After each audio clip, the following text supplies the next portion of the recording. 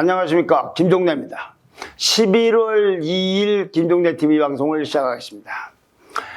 어제 방송에서는 안철수 국민의당 대표의 출마 선언과 단일화 얘기, 야권 단일화 얘기를 정권 교체라든가 야권의 시각에서 그래서 말씀드렸습니다. 오늘은 좀 다른 각도에서 말씀드려볼까 합니다.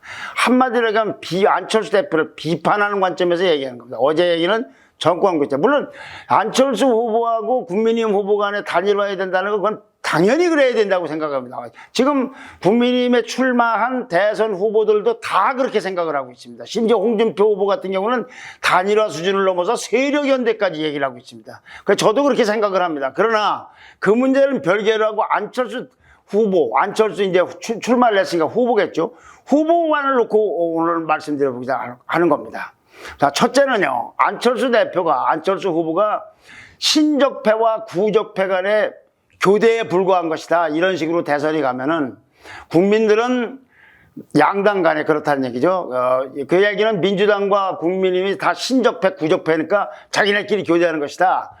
그러면서 안 대표는 국민들은 나쁜 놈, 이상한 놈, 추한 놈의 놈 대선이라고 걱정이 태산이라면서 그래서 시대 교체를 해야 되는데 자기가 적임자라고 주장했습니다.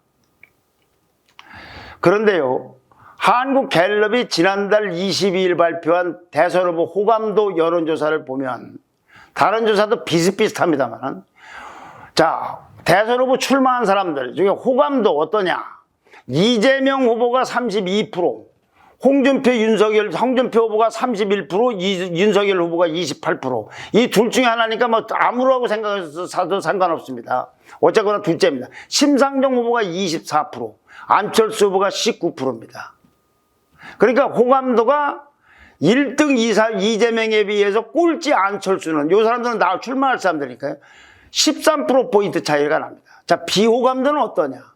안철수 후보가 72%, 윤석열과 심상정 62%, 이재명 60%, 홍준표 59%. 그러니까 홍준표 후보 59%하고 안철수 후보는 여기도 13%로 이거는 이 꼴찌보다 13%가 많게 비호감도가 가장 높습니다. 그러니까 안철수 대표가 걱정이 타산 같다는 국민들이 어떤 국민인지 모르겠으나 여론조사상에 나와 있는 국민들의 눈에는 비호감이 1위고 호감도가 꼴찌인 안철수 대표입니다. 그 안철수 대표가 이상한 놈, 추한 놈, 나쁜 놈의 놈 대선이라고 했는데 그럼 맨 앞에 있어야 될 사람이 누굽니까? 안철수 대표 아닙니까? 이런 사람이 시대 교체한다고 그러니까 이게 국민들에게 어떻게 받아들일 거니까 또 생각을 해봐야 된다 얘기죠. 두 번째는요, 지난해 12월 달에 서울시장 보궐선거에 출마한다고 의사를 밝혔는데 그때 대선 불출마하겠다고 한 약속을 번복했다는 지적들이 지금 나오고 있는데 거기에 대해서 안철수 후보는 오늘자 중앙일보 인터뷰에서요, 앞뒷말을 잘라 일부분만 부각한 개별수적 공격이라고 했습니다. 나치에 유명한 이 언론 공작했던 개별수직 정치 공격이다. 당시 분명하게 나는 서울시장에 당선되면 도중에 그만두고 대선에 나가는 일은 없다. 당선되면 대선에 나가는 일 없다고 했다고 하고 그대로 언론에 보도됐다고 주장했습니다. 이건 그때 오세훈 후보도 똑같이 했던 얘기예요. 자, 그런데 오늘자 한겨레 신문 사설을 보면요, 사설이 이런 대목이랍니다. 안 대표는 서울시장 보궐선거 출마 선언할 때 2022년도 즉 내년 대선 출마 의지를 접은 것으로 봐도 되느냐는 기자들의 질문에 제가 대선을 포기하고 서울시장 출마 결심을 한 배경을 이해해달라고 했다고 밝힌 바 있다라고 했습니다. 그러면서 한겨레 신문 사설은 안철수의 해명은 자신을 서울시장 후보로 뽑아주지 않으니까 자신도 국민들에게 한 약속을 지킬 필요가 없다는 얘기로 유치한 말장난으로 들린다고 비판했습니다. 자기 뽑아주지 않으니까 나는 국민들에게 한 약속 필요 없다. 이렇게 해석하는 것이 옳지. 지난번에 분명히 이렇게 얘기했다고 한겨레 사설은 지적을 하고 있습니다. 그럼 한겨레가 진보 언론인데 보수 언론이라고 하는 조선일보 사설은 또 어떤가? 조선일보 사설을 인용해보면요, 안철수 대표는 서울시장 출마 의사를 밝힐 당시에 대선은 포기하지만 서울시장 선거에서 이기고 좋은 시정을 통해 정권교체의 교도부를 확보하겠다고 말을 했다. 그러면서 조선일보는요, 당시 안철수 대표의 말을, 그 당시 출마할 당시의 말을 어제식으로 무슨 개빌스라든가 이런 식의 해명으로 해석한 사람이 얼마나 되겠는가.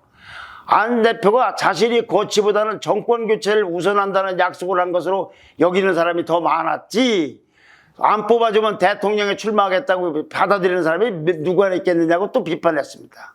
그러니까 이 약속 논란에 대해서는 언론들이 또 이렇게 보고 있고, 그 기록을 갖고 얘기하는데 안철수 대표만 이렇게 주장을 하고, 이건 논란거리가 된다, 이런 얘기죠.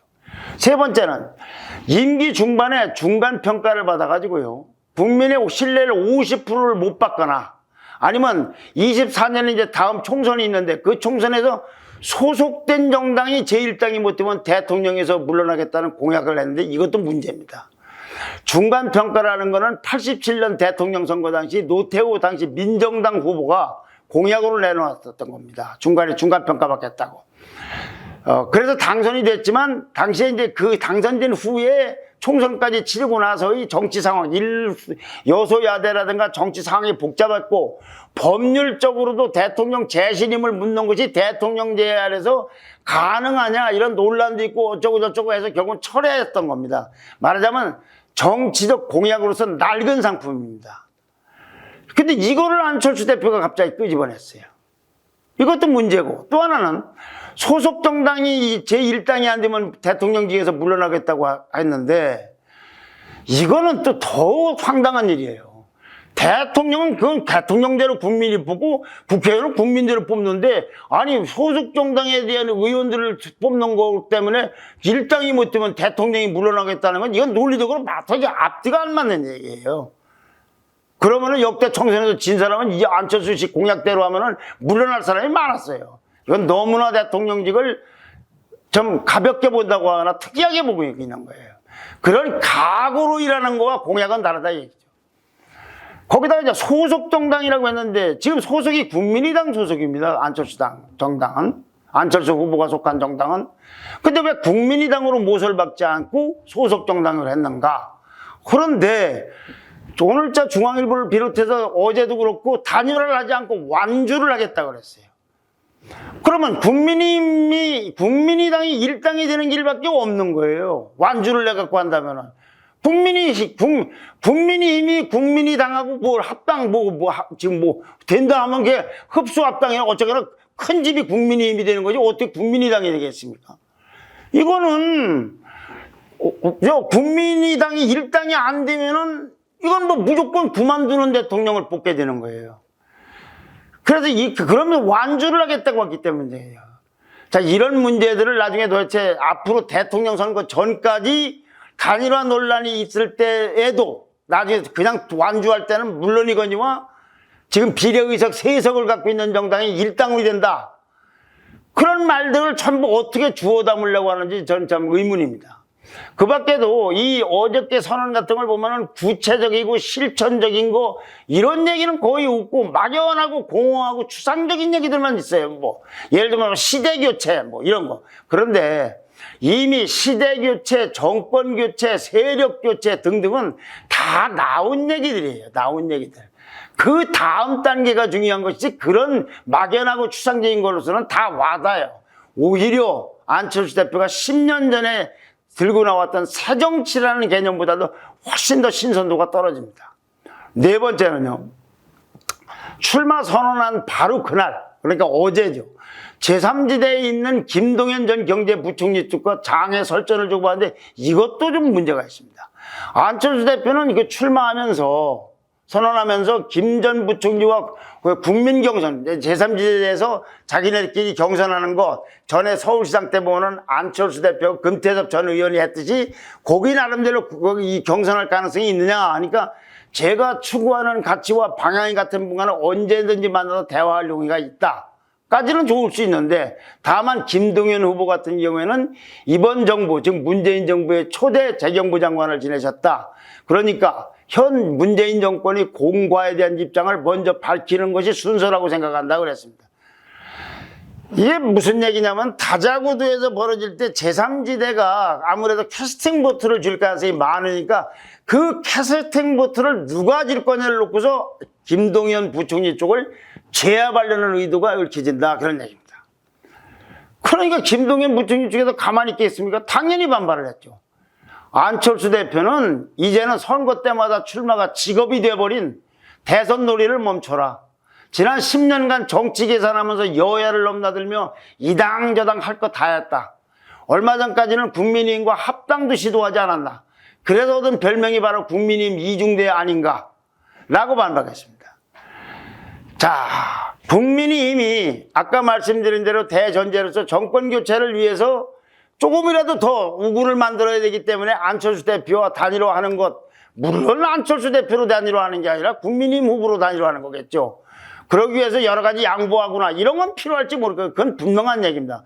그걸 전제로 보지만 그거와는 별개로 안철수 후보를 이렇게 이런 점들 몇 가지 이유 때문에도 곱지 않게 보는 시각이 굉장히 많습니다. 이걸 안철수 대표는 풀어야 됩니다.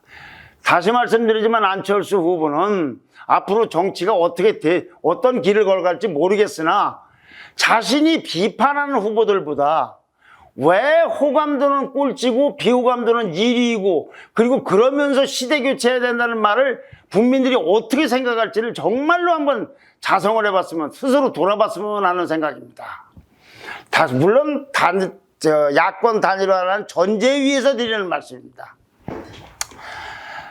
자, 요 다음에는 금요일 날 방송이 있는데요. 금요일 날은 국민의힘 대통령 후보가 정해지는 날인데 그 후보 여론조사하고 당원 투표한 결과를 발표해서 후보가 확정되는 것이 오후 2시 이후입니다. 그래서 그날은 유튜브 방송을 오후 2시 이후에 하도록 하겠습니다. 좋아요와 댓글과 구독 신청 부탁드립니다. 감사합니다.